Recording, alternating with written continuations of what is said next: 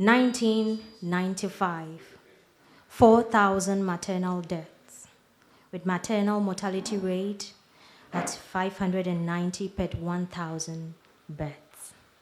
2000, 3,500 maternal deaths, with maternal mortality rate at 540 per 1,000 births. This is Ghana. These are figures that went on record. What about the figures that haven't? What about victims who didn't want to be statistics? The figures we do not know about.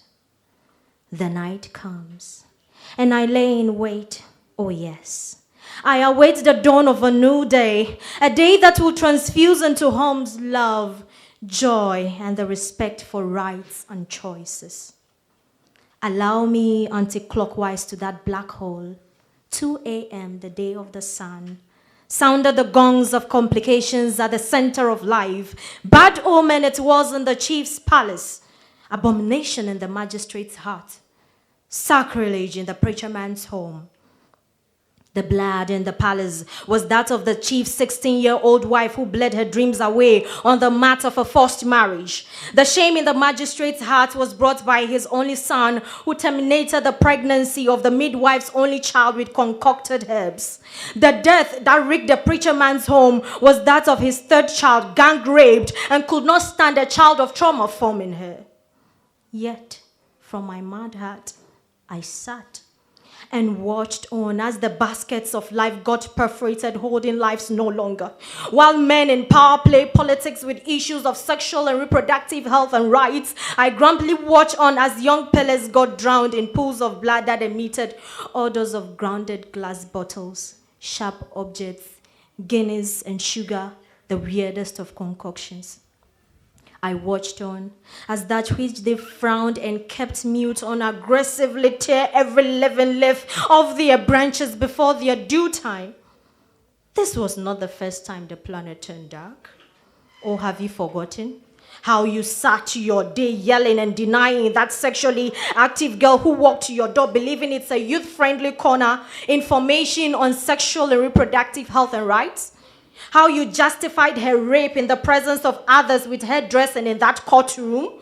How you stood on that pulpit preaching to your congregation chastity, yet devouring the prides of the young behind closed doors? You remember, right?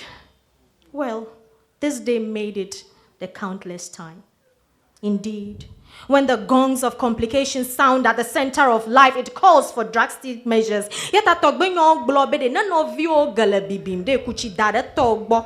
Which translates, when your neighbor's beard is on fire, dip yours in water. I remember the stories that emerged upon the death of my friend's mother in her 50s.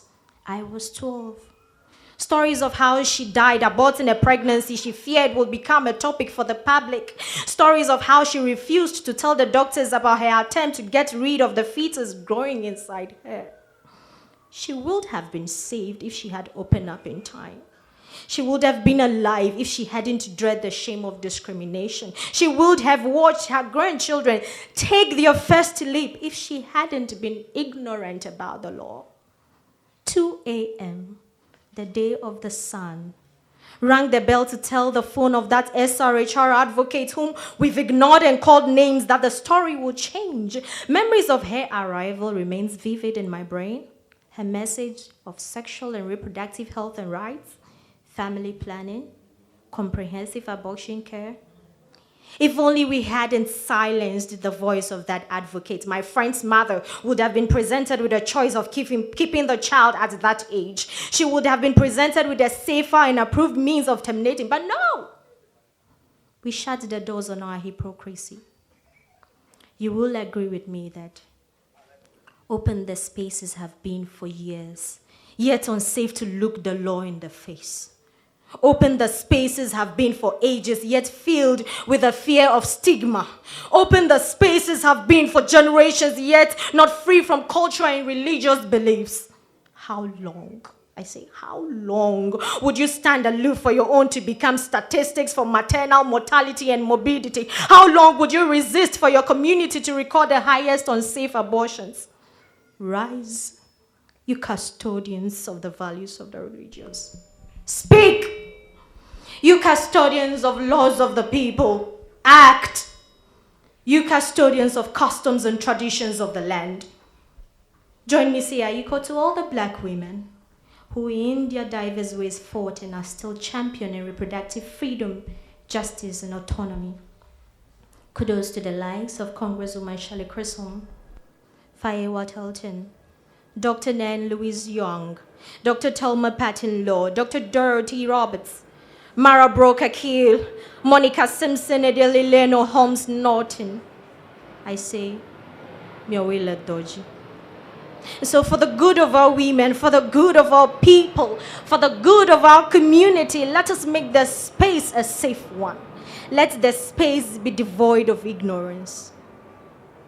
And now clockwise to the night I lay in wait for the dawn of a new day, a day that will transfuse into homes joy, love, and the respect for rights and choices. That night is here. That night is 2020.